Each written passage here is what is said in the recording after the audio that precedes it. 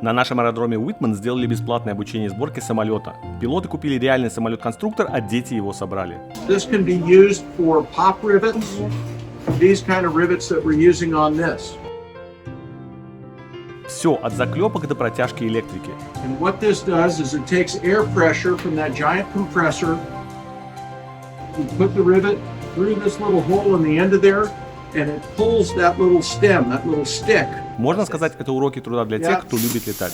But it holds the rest of it, and that stick pulls all the way through and expands and squeezes and then pops.